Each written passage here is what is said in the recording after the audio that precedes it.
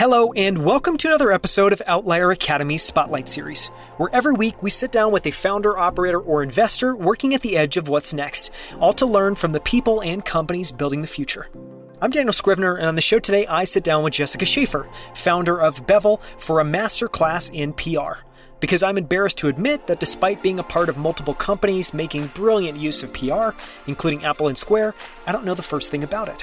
So when I hear people like Bill Gurley of Benchmark say things like, most companies way underinvest in PR, they'll spend to the moon on variable marketing, but they stop spending at $50,000 a month on PR, which is crazy to me, I thought it was time to sit down with an expert and get up to speed. And there's no one better than Jessica Schaefer. She started her career at Steven Cohen's Point72 Ventures before founding Bevel and becoming the Chief Communications Officer for Acorns. And as you'll hear, she's taken a very different approach to building a PR firm. In this episode, we'll explore what Jessica has learned doing PR for Point72, Acorns, Boosted, Rally, Public, and many other firms, her advice for founders on when to start investing in PR and how to think about it strategically, how PR compares to paid acquisition for growth, including how one media appearance led to 100,000 plus app downloads for one of her clients, what it was like to work with Steven Cohen, and why he's a master at asking the one important question in every single meeting, why Bevel hires from outside the industry and pays their team for performance based on hitting targets set by their clients, and a ton more. If you've ever wondered what PR is all about and why it matters, this episode is for you. You can find the show notes for this episode at outlieracademy.com/84, including links to everything we cover. For more from Jessica, you can follow her on Twitter at jfran_PR. You can also learn more about Bevel at bevelpr.com or bevelpr on Twitter. With that, please enjoy my conversation with Jessica Schaefer of Bevel. Jessica, welcome to Infinite Games. Thank you so much for coming on. Thanks for having me. So I am thrilled to sit down and talk with you for a bunch of reasons. But, this episode, we're really going to explore PR around not only your background, but obviously the firm that you founded, Bevel. And the reason there is because I feel like I don't understand PR very well, and I'm guessing I'm not alone. And so I've worked at companies where PR has played a massive role in making the company successful. I think Square is a great example there.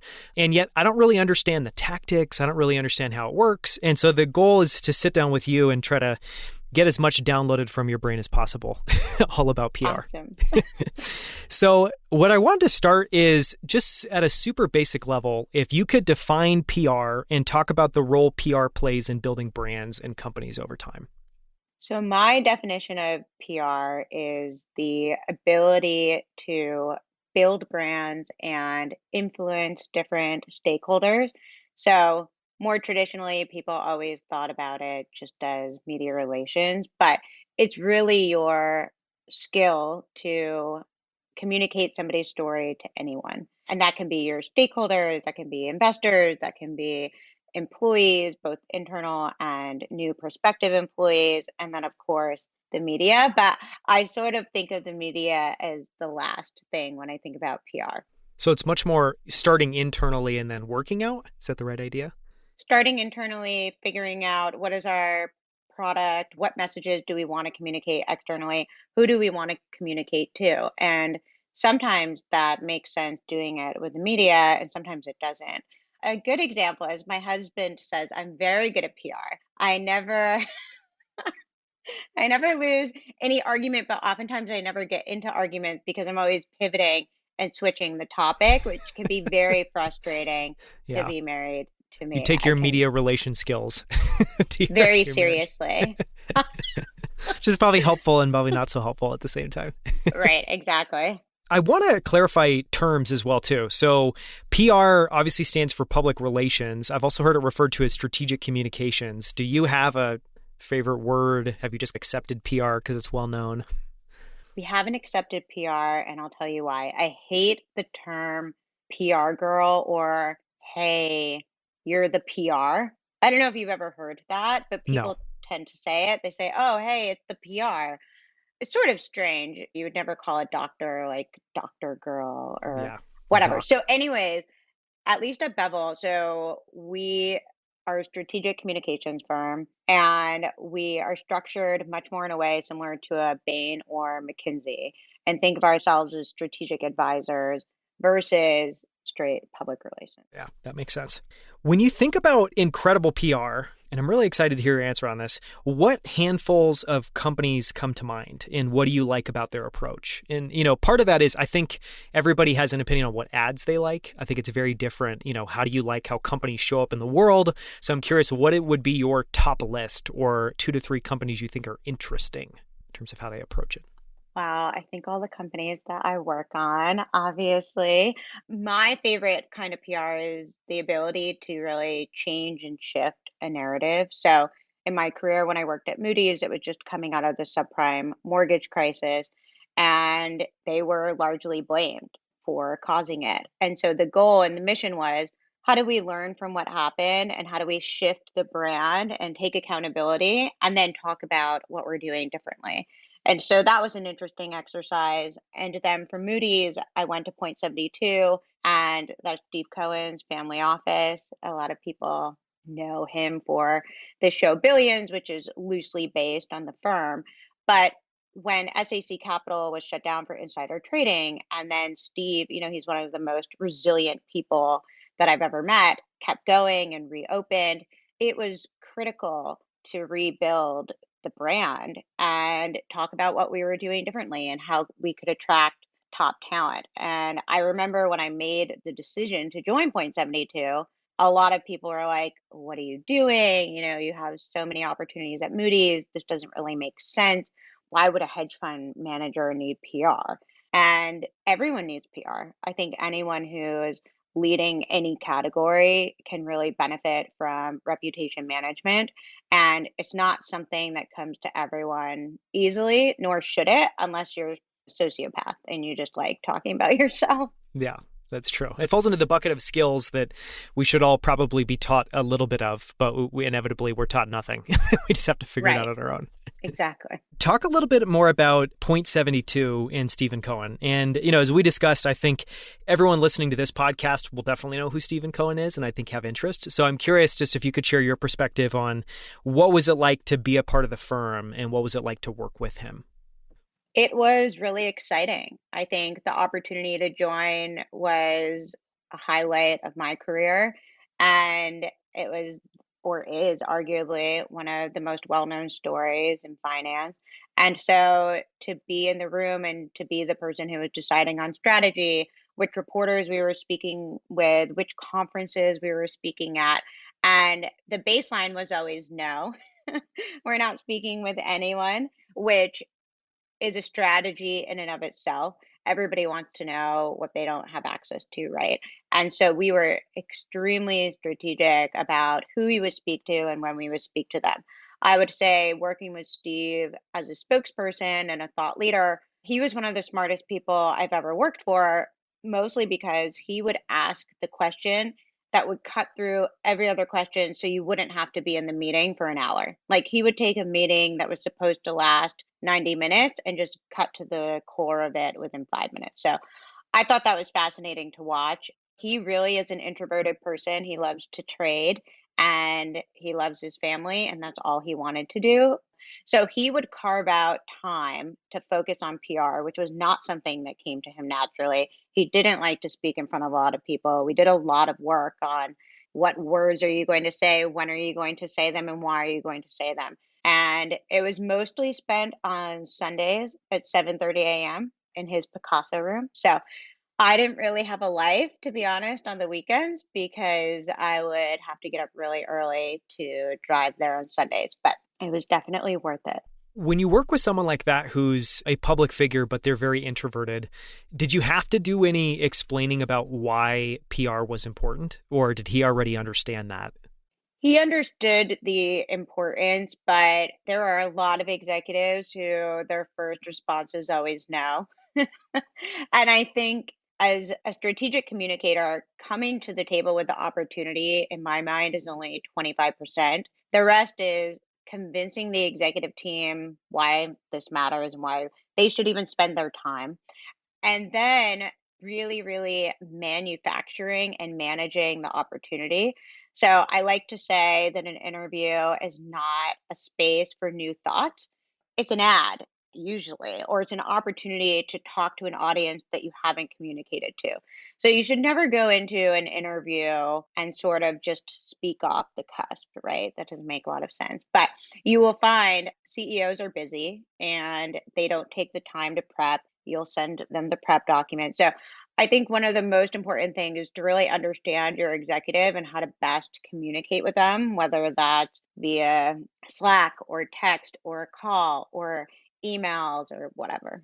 It's super interesting. Percentage is kind of staggering. The opportunity is only 25% of it, and the rest 75% is literally working on it, managing it. I think that says a lot, obviously, about the importance of prep. And the after piece of it too. So when you're junior and you get into PR, you get really excited if you get an opportunity, and then you tend to get disappointed if your spokesperson turns it down. Usually they turn it down because you didn't give them reasons why it's important and you didn't come to the table like ready with that information. And then the rest of it is actually managing the interview, doing the follow-up, figuring out what's interesting. How do you build out the story? How do you bring other resources and sources to the table? And that's something that I think differentiates Bevel from a lot of other communications firms. It's like landing the opportunity is a small part, and then begins the real work. Right, exactly. So you have this experience at Point 72. Then you move to Acorns, where you joined as Chief Communications Officer. And part of that is, Bevel has a really interesting model, which we can talk about now, of kind of embedding within the firm. Talk about what attracted you to Acorns and what it's been like, because that's something now you've done for years. And this is a brand that, I think has built up an enormous amount of goodwill. I feel like almost everybody recognizes and knows the name Acorns. So what is it like? What attracted you there? And then what has it been like to kind of work with that team over time and see this come to life? Sure. So Steve Cohen started a venture capital fund, Point 72 Ventures, and I worked on the launch of the fund and started working with all of the different portfolio companies when we would make an investment. And one of the first ones was Acorns. And I just absolutely fell in love with the brand and the mission of the company, which is to empower everyday investors to start saving and investing. It was very different from anything I had done. I had always worked in financial services, sort of, making money for people who already had a lot of money versus giving back. And so the CEO, Noah Kerner, he was just like, what you did in 3 days, no one has done in 3 years. And what he meant was just the velocity of the coverage, but also how on message it was at the time, or I think it's still true today. But one, there aren't a lot of people who go into financial communications. Most people who go into PR are like, I want to do beauty or fashion or consumer or entertainment, something a little bit more sexier. Most people are not like, oh, I want to do fintech. That's just not a common thing you hear out of people majoring in PR. So there was definitely a need for it. And then I worked on another funding announcement, and that CEO was like, oh, I want you to come and work for me. And then Steve was like, well, you're not going anywhere. So I ended up having three people who all wanted me to handle their communications. And so I thought, why don't I start Bevel? And at the same time, really join Acorn as a partner. And more recently, I joined as their chief communications officer because they were considering going public, and I wanted to be the one to take them into the public markets. Talk a little bit about that, because I know you work with a number of companies, obviously leading up to IPOs. Now, obviously, a very common route through a SPAC, which is in some ways similar but different. You have to get shareholder support. People have to basically vote and say yes, that they do want this company to come public. And all of that's fascinating because these companies typically have been private for 5-10 years, but I think somewhere in the 5 to 10 year range is pretty typical. And now they're getting ready to go public. And I know that you work with them on the airstrip in the 12 months before they take off. What are you doing and why is that period so important? Sure. So a lot of companies come to us when they're either considering any sort of liquidity event, whether they're going to be acquired or they're going to go public via SPAC or the traditional route. And Bevel is one of the few firms that works with a company from seed all the way until liquidity. In that 12 months period, it's critical that you're really building out the profile of the executive team. I think in the beginning stages of a private company, most founders or CEOs tend to focus on product and customers and not as much of building their external profile. It's very important that investors know who's helming the ship and building out that executive bench so that it's not just this typical like founder profile, but it's a real company. And then figuring out like those 12 months leading up, what announcements do we have? How can we figure out key growth metrics that we can communicate to investors? Which ones make sense? Which ones don't make sense? And you better make sure you have them right, or else compliance and the SEC will come knocking on your door. So we figure out, what does this roadmap look like? How can we, from this point moving forward, try to grow the valuation from $1 billion to $2 billion to $3 billion? And a lot of that comes from the public markets and the image and the perception. And I think you've seen a lot of companies who haven't done it well. If you look at the WeWork example, which is everybody knows, but it's fairly tragic. I don't think Adam Newman really managed that well from a public relations point of view, Mm-hmm. anyway. No, it's a great example because I feel like everyone, when you say WeWork, I think everybody thinks of obviously all the drama around Adam Newman. And yet I find what they've built amazing. Like I love being in WeWork locations. They're beautiful. Of They're really course. nice, and so it is a great example. It is a little bit counterintuitive to think that, okay, I'm getting ready to go public. Obviously, we need to focus on the company. We also need to focus on the exec. I guess like what do's and don'ts, like what tactics are you using when you're working with execs? Is it figuring out their personal brand? Is it figuring out whether they should tweet or post and how much? Because I feel like now there's also a lot of CEOs that have almost celebrity status just under their own brand name. Talk a little bit about that.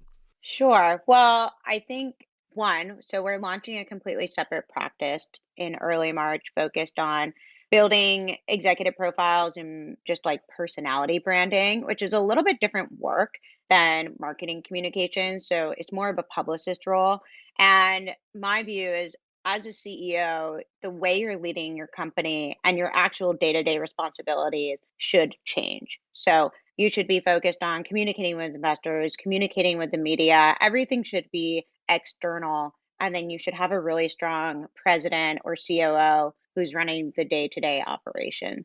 And what we focus on is, what conferences make the most sense? How do we build custom events so that we're communicating to investors or our customers? Having a really strong internal communications program so that you're leading the organization through this change and they know everything that's going on and they're very excited about it and hopefully working harder, which in this era of the great resignation is even more important than it ever has been. And then awards and all of those sorts of things. But making sure there's a very consistent and steady drumbeat. And I love to really understand who these people are as individuals. What makes you a crazy person that would decide to start a company is not exactly the path that most people take.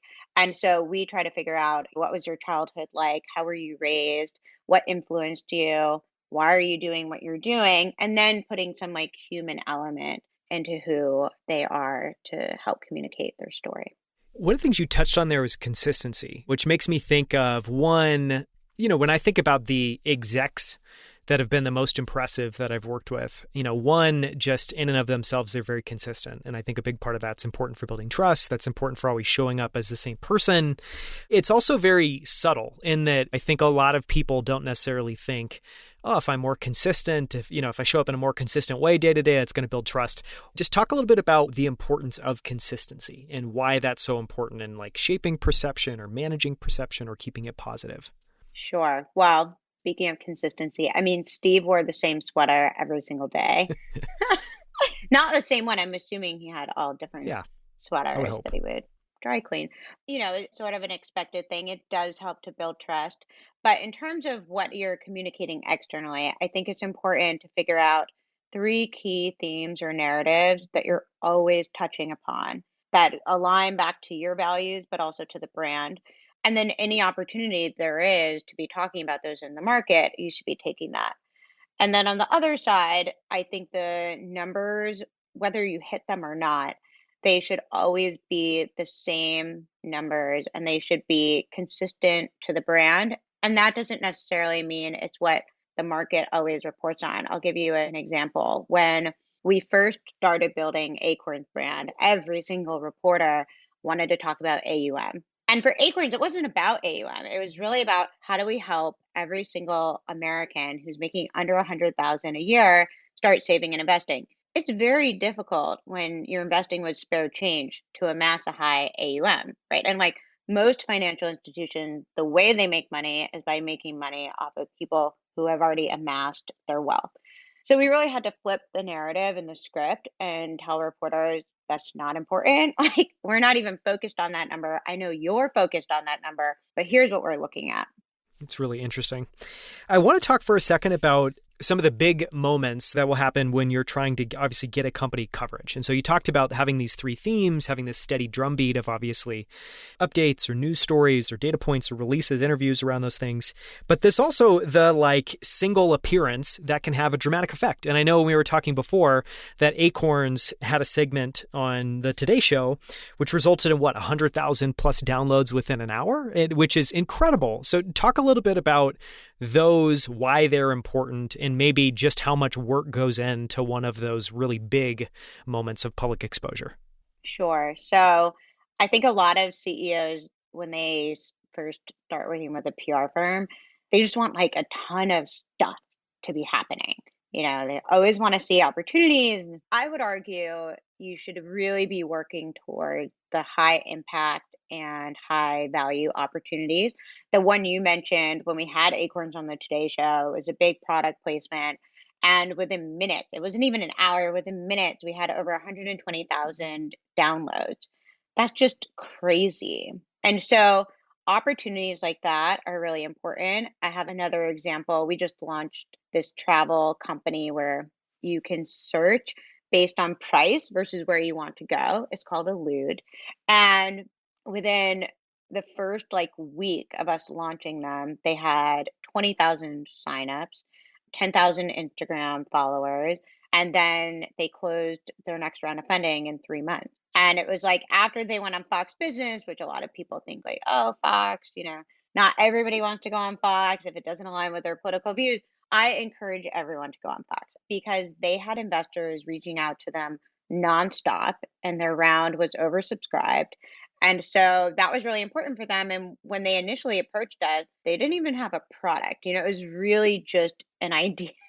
A lot of people come at that stage. And at that stage, sometimes PR makes sense and sometimes it doesn't. It really depends on, is this a product that we've never seen before? And does it have a need in the market? If that's true, it makes a lot of sense. If you come to us with a product that doesn't exist and there's a lot of noise in that specific segment, it's going to be very, very difficult to do PR.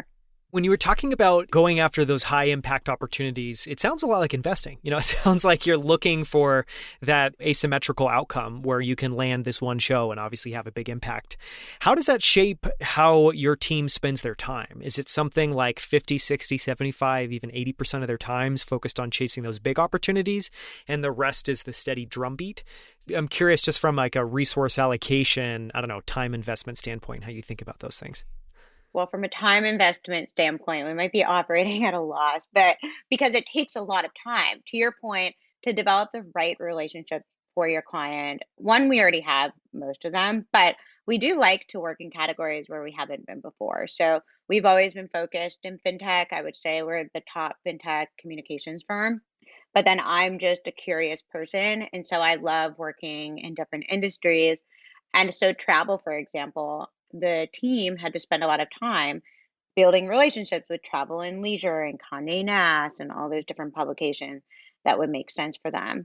The way we actually pay our team is different. So it's based on a hedge fund model. It's performance-based pay where they have set KPIs and those KPIs are aligned with what our clients are trying to achieve. So number of interviews secured, awards, conferences, a number of stories and all those sorts of things. And if they hit those, they get paid out a quarterly bonus, which is nice for them and nice for us. Let's talk a little bit about that because that's one unique aspect of your model. Another one is this idea of, well, there's two others that we should talk about. One is that you hire people from outside of PR, which I think in and of itself is really interesting.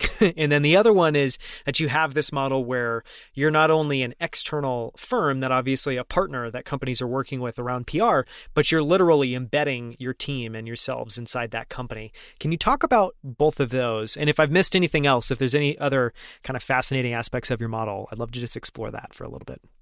Yeah, so we're a PR firm that doesn't hire PR people. To Try start. telling that to a recruiting firm. We actually ended up hiring an internal recruiter. I think it's really important for culture, but we're looking for different kinds of people. So a lot of our team, they come from Goldman or McKinsey. We have people who came from the Shorty Awards and just have different backgrounds in marketing or political affairs, which I think is interesting. And they sort of have a different hustle about them that I really like. But at Bevel, I think it's more important that you have charisma, you're a native storyteller, you're intellectually curious, and then everything else we can teach you. And so I just like to hire really smart people from outside of communication. What's frustrating about hiring communications people is they tend to have been trained the wrong way. And so then you have to untrain them, and depending on their seniority, it can be a little bit of a mentally defeating process. So that's that. On embedding our people into the client. So I think it's critical and very important that our teams are embedded for a couple of reasons. One, you need to get the executives in the habit of just constantly communicating to you what's going on, what's important to them. It really needs to be a collaborative process. So if you hire a PR firm and you think like, oh, they're just going to come to me with all these amazing ideas when I've told them nothing, that never happens. And it really is what you put in is what you get. As part of our model, we have like for Allude, for example, where they're external head of communications, public.com, same thing. And I think that when you are these like high growth startups, I don't even know if you really need an internal communications person. It tends to be a revolving door, and it's a really hard position to be in at the company because you're trying to build this startup. You don't have any other levers to pull. Whereas at Bevel, we work with very, very high profile investors and VCs, and the media always want them on. And so then it's like, okay, well, it's tit for tat. Like if I get an opportunity there, then I can slot my client in elsewhere. So I think long term that makes a lot of sense. And then the third thing that we do, and something we'll be expanding on this year, we'll be making a very big announcement, is we actually take equity in our clients and we don't take on any short-term projects. I can't tell you how many companies have come to us like, can you do this funding round? And I just refuse. I don't believe in it. I think that building a brand should have sort of a snowball effect where it gets bigger and bigger and bigger. And so the reason we take equity, one, is because, the work that we're doing is increasing the valuations of the company. So I think we should get compensated. But also, it really helps to align the work that we're doing with the brand. It's really unique, and I would imagine it takes a lot of courage. Have you ever gotten into arguments around like, well, why don't you hire regular PR people and why, they're not good enough? Have you had any of those arguments with other peers, other people at other firms? Every single day. In the beginning, I tried and tried and tried. I tried every single recruiter who was known to, hiring communications. And it was just awful. I mean, it was awful. And then when we would have new people come in, oh, well, why don't you just do this? Why don't you just hire from this agency? And I said, well, we're not an agency and we're trying to build something different. And you can't build something different by hiring the same. You talk exactly like a founder, so I'm not I'm not surprised that you work with a lot of the best founders and companies. I want to switch for a second and talk about crafting a narrative. So as an investor with a design background, I spend a lot of time working with companies to do very simple stuff, which is try to provide an objective lens on what they're building, why it's interesting, why it's important. And the only reason I say that is because I'm amazed at the number of times where people are like, wow, and it really just takes, I think, another party engaging to help somebody maybe realize their own story. But you also just realize that even if you're in it all the time, you don't necessarily know the story. You don't know the right way to frame it up. And so I want to get your take on, one, do you have a process that you follow for crafting a narrative? And then just any thoughts. They can be random, they can be all over the map, of like, what does it take to craft a narrative, and how do you know when you have something that has a spark to it or is working? So it's interesting, even when companies approach us, and sometimes they'll have their marketing or their comms person reach out, we never take a client on unless we can speak with the founder. And the reason is, I really want to understand, what is your backstory? What is your narrative? Do you have it? Are you going to be somebody who I can put in front of the press? And not everyone is a great spokesperson. I think everyone has their own method. Something you said earlier was, is it Twitter? Should I be on Instagram? Should it be podcast? And every executive has their own thing. There are some people who are awful. I mean, god awful on TV, but they're amazing on radio, or they're amazing at an internal event or something that's a little bit more controlled, where if you stack a fireside chat with their best friend, like normally they can speak to their best friend. I love to sit down with the client, and we have a pretty formulaic process in the beginning. We'll have a half day kickoff meeting where we just run through every single question that would really help get us up to speed so that we can speak intelligently on your behalf. But what we're really doing is story mining and figuring out, like, what is unique to you. I tend to, if something's not interesting, I'll tune off for a while. And then, when somebody says something, you're like, oh, that's it. That's your story. That makes a lot of sense. And then we come back and we'll provide an entire roadmap and just sort of like, how do we keep building on this narrative that's unique to you? And sometimes the founders will try to change or do something. And I'm like, no, the best people, I mean, anyone you think about who has an interesting profile or brand, they're always very true to themselves. And I think that's especially important when you think about crisis communications. Well, that's one more question. Then I want to talk about crisis communications because I think that's interesting. We can't not talk about that. One of the things that I always find interesting too is when you're having those conversations with founders about what they're building, sometimes it clicks and you both have the same interpretation or the same idea. But sometimes there's a little bit of back and forth of like, well, this is the interesting thing that I think is there. And you're like, well, no, I actually think this is the interesting thing. Do you have that battle and back and forth ever to try to agree or get on the same page around what's the right way to frame it, and or what are the most interesting elements of the story? Of course. I mean, there are so many founders who tend to do the same thing and they think everything's interesting, and it's not. How many VCs have you heard that say like, oh, we really support our founders and we're there for them? Every VC. Every single VC. And so when you say, listen, you have to push back, and you have to push back confidently and say, I've taken a look at over 100 VCs and everyone says that. So that's really not unique. Let's go back to the drawing board. And they'll sometimes be a little bit taken aback. I don't think that a lot of CEOs are used to people talking to them like that, right? And then we try to get down to like, what is actually unique? What is it that not every single neobank and fintech is saying? Like, democratizing access is not interesting anymore. Yeah. No. And that's, one thing I thought was so interesting about Acorns is, I think part of the success there is like, you manage to take something that can sound very like, wah, wah, wah. Yeah, everybody's doing that, and turn it into something that's special and unique and feels really relevant to that brand. I want to ask one more question around this. You talked about that any public figure that's well known is very true to themselves. And something I've spent a bit of time thinking about, and I still don't really know where I land on it, is the importance of having a little bit of controversy. And I don't mean that in the negative sense. I mean that in terms of like, I also think, especially now, part of showing up as yourself is in some ways being immovable, or being like, no, this is the thing I really care about, or being like, I know that this isn't popular, but this is my approach, and leaning into that.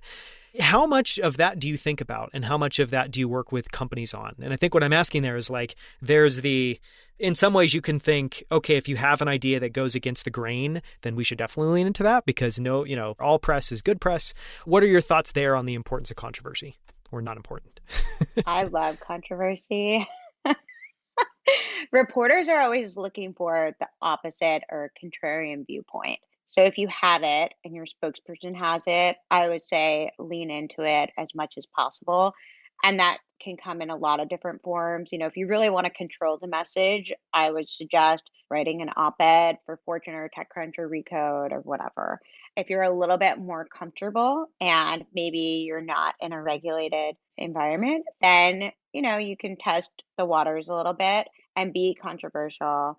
I think the best form of where you can do that the best is probably on TV. You should definitely be careful because then it can get cut up and replayed in a lot of different ways. And we've seen that happen. At the beginning of COVID, we were representing one of the physicians who was working with Dr. Fauci. And I mean, he had never done TV in his life. He had 0 Instagram followers, 0 any followers, to be honest. We had followers. Negative followers. He showed up to do his first broadcast. It was a dark room. The background was awful. The lighting was awful. I don't even know where he was looking. So a lot of work had to go into grooming him. But by the end of it, he was on all the late night shows, the daily shows. It was insane. So it's amazing. A little bit of work goes a long ways. Talk a little bit about crisis communication. And the reason I want to bring that up is at a super high level, it feels like, say something very generic. All of us, whether individuals or companies, we're going to go through good times, we're going to go through bad times. And so it feels like a PR strategy is recognizing that there's good times and bad times, and then being able to help people when they're in a moment that's not so great. And an example today that I feel like is a company that is going through that is definitely Peloton, where I'm like, I think they make great products. I think it seems to be a great company. It's obviously in a moment in time where things are not great from a bunch of different angles in terms of how they're perceived. I guess, how do you approach that? How do you think about and work with companies when they're in a not so great moment? So first, I just have to say I'm obsessed with what's going on with Peloton right now because it's such a classic dumb PR case where probably some junior internal employee basically, and just like that, reached out to them. They said, hey, we really want to feature Peloton, blah, blah, blah. And the junior employee probably said, oh my God, I have this great opportunity to be on the show. And they're all excited. And then they forgot that that was only 25% of the job.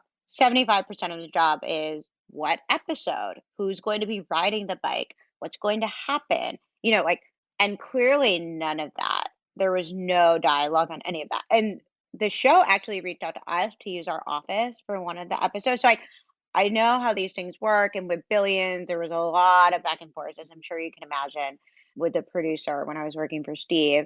And so, one, not every opportunity is a good opportunity. And I tell every single person who's ever worked for me in communications, and especially at Bevel, when you get on the phone with a reporter or any opportunity, you should really understand if it's a conference or if it's a media opportunity, things are different. But let's say it's a conference and your executive is going to be on a panel.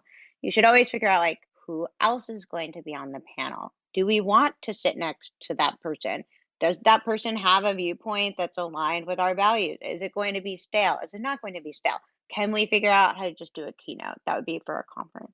For broadcast, you always want to know who's going on before and who's going on after. So if someone from Robinhood was going on today because the stock price is down to $13 a share, and then you have your executive in fintech on after talking about, rainbows and roses and how amazing the product is, it's probably not going to come across that well because they're going to talk about the Robinhood and oh, fintech is down overall. There's a lot of overvaluation. Do you think we're seeing a market correction? And the same goes with media interviews. So reporters will call, oh, I want to get on the phone. Everybody thinks it's a great opportunity. It might not be a great opportunity. I could keep going on about crisis forever, but yes, I think that would be great. I would love to hear you talk a little bit more. I was just going to say one thing, which is, it sounds like at a meta level, what you're really saying is it's great to land the opportunity, but then you really want to try to control it and control the outcome and make sure it's going to be an amazing outcome. Right. I always say no bad stories, at least not on my watch. I don't want any surprises. I always try to understand exactly how the piece is going to read. And that, helps also manage the relationship internally. So I can go to the CEO at Acorn. He's never going to be surprised by what's coming out ever. Another thing that happens in crisis, and this is like probably one of the funniest things to watch from my perspective, someone will reach out and they'll say like, "Oh, I have all these allegations. Here's all my questions. I'm writing this piece." And then the instinct always, every single time, is like, "Oh my God, do they have this story? They're going to write a hit piece, but we didn't even do this. Like, let's bring the lawyers in. Let's have the lawyers call the reporter. Like, we're going to sue them." It's all crazy. So like, instead of getting very emotional, I would say figure out like really tactically, does the reporter even have a story? Probably not. 9 out of 10 times they don't have a story because you need a valid source. And so what I've seen a lot of sort of like very green PR people do is they'll write back answers to every single question. And then Becoming basically the you source. you just became the source. Like you just gave them the story. So if any communications people are listening or any CEOs, I would say don't do that. Maybe get on the phone and speak on background and go line by line and just, approach it as if you were a lawyer and factually just say, this isn't accurate. Let me tell you what is accurate. Yeah. It's really interesting. I want to talk a little bit about investing in PR and doing that instead of marketing. And obviously this is, playing kind of right into Bevel, what you're doing. But this is also why I wanted to have you on the show. Is one thing that I've observed now is a lot of very smart people that I really respect. And these are typically VCs or CEOs, senior execs, who have been, really vocal about how much they like PR. And so as an example, I was doing some research before this, and Bill Gurley has talked multiple times. So he's a well-known partner at Benchmark, and he said things like, most companies way underinvest in PR. They will spend to the moon on variable marketing, meaning maybe this month it's 100,000, maybe next month it's 200,000, but they stop PR at 50K a month, which is crazy to me. And then his other point was, I like this. He loves PR as much as he hates paid marketing because I'm sure he feels like PR is, controllable. It's this great outcome, and paid marketing can just be a slog. What's your reaction to that? And what do you say to a founder or a company that maybe just doesn't know why it's smart to invest in PR? Talk about like the investment case, why it's so important. Sure. So we work with 50% of our portfolios, actually, we work with venture capital funds, and then the other 50% is brands. So I've heard it on both sides. There are VCs who are like, you need to over index on PR and over invest. And then there are others who honestly, I just don't think understand it. And they probably had bad experiences because there's a lot of PR firms out there who will literally take on any client. And you just can't do that because one, I mean, let's be honest, not every product is interesting. Not everyone has a story, and PR isn't right for everyone.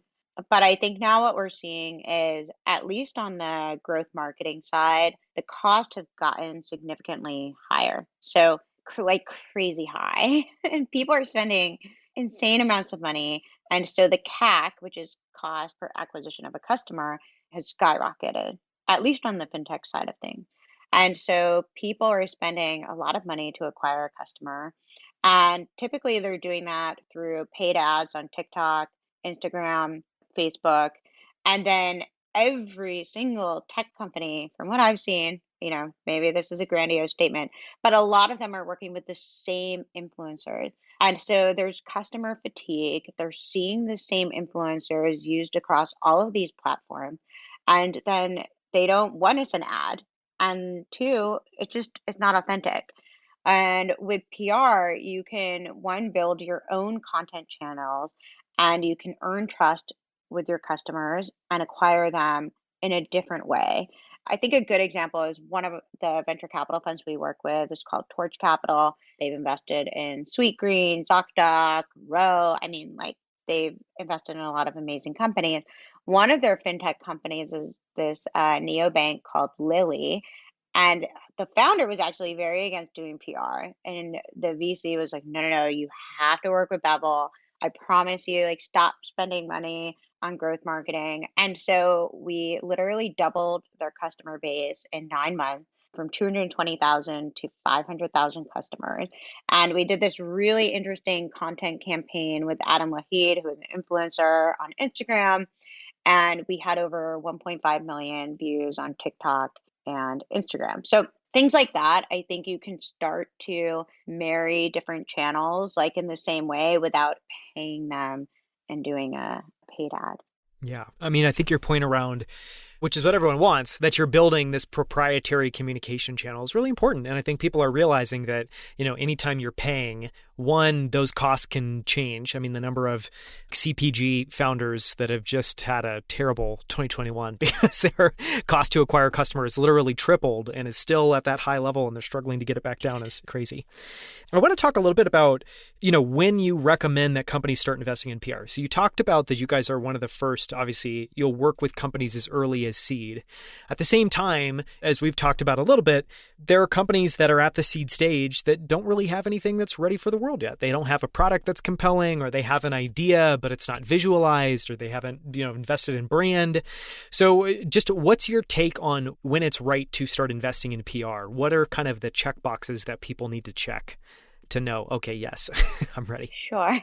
So we probably look at over 300 deals or companies a year, and we'll take on 10% of those. So, like 30 companies. Now our portfolio is at about 45. But what we look at three things. One, are you working on something that we haven't heard of before? Because we see so much that if it sounds the same as something that somebody else is doing, it's very likely that it is the same. So, are you doing something that the market needs? Two, are you a second or third time founder? And then three, the network effect. And what I mean by that is who's in your network, who is backing you. For the travel company, we've never represented a travel company, but the co-founder of Priceline was on their board. And they also had Union Square Ventures as an investor. And so they just had this lineup of really interesting people around them supporting the brand. They had never started a company before. And so what that means is like we're literally starting at ground zero. When they have no media profile, you at least need to have like the co-founder of Priceline going on CNBC and saying like, hey, I believe in this company and here's why. So if you don't have one of those three things, you shouldn't do PR. And then there's also in the beginning, like if you look at a company like Plaid, for example, Plaid didn't do any sort of PR in the beginning. Their whole mission was let's sign on every single fintech and let's really build out product. And it wasn't until their acquisition fell through that they picked up on the media and PR side.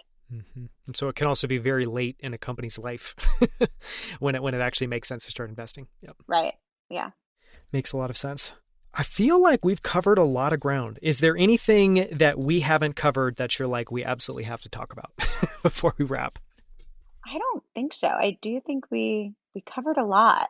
Okay, then I'm going to ask one random question, which is, it's timely in the sense that I feel like this has been building for a while. But, I know a number of founders.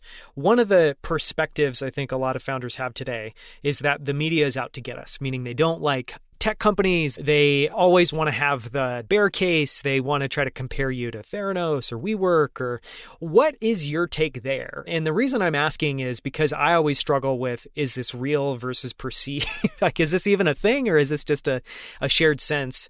Do you think there's any validity there? I don't know. Any thoughts? So I have a secret to tell you. Founders and CEOs typically like control, and they like to be in control. And the one thing you cannot control is the media. And that's what journalism is for. And so what I've found, and it's almost every single founder I've ever worked with, in the beginning, they always have that view. The media is out to get us, because in their peer group, it's probably similar. And what I say to them is building a relationship with the press is like anything else. You should approach it as if you're building a relationship to make a big sale or with an investor. Go out to drinks with reporters. Open up the book to the extent that you can. really share with them what's going on, because there is nothing worse than having somebody else tell your own story for you. And the reason is typically wrong. So I think anytime you hear that, it's just their reaction was, oh, they're out to get me. And then they didn't get on the phone. And then the reporter has to fill the paper with somebody's notes. And so they end up calling everyone else who isn't you. And on the flip side of that, and maybe you don't have any pieces that come out like this for your clients, but when you're working with someone and they have that reaction, whether you think it's justified or not, what do you say to them? Is it just, don't worry, this is just one story? What would be the general line of thinking, or what would you say to that person? I try to use a super basic example, like, do you have a friend who cheated on their partner? And if they say yes, and then I'm like, okay, well, should that person speak to the media, or should they let their spouse speak to the media? And then they sort of, that example, for whatever reason, I mean, it's very relatable, and people then seem to understand. But I always just, I can be fairly convincing, and I can always convince someone to get on the phone. And I'll usually say, listen, if you're not going to do the interview, I'm going to do it on your behalf. And then That's they'll probably a do good, it. Yeah. it's the ace in your back pocket to make sure that they show up. This has been incredible. I mean, I wanted to dive deep into PR, talk about why it's interesting, talk about the different ways to approach it. I feel like we've covered an incredible amount of ground. Where can people, and typically I have all of this in notes. I did not do my homework this time, so I'm just going to ask the question. Where can people find Bevel, and where can they follow you if you're on Twitter, if you're on social?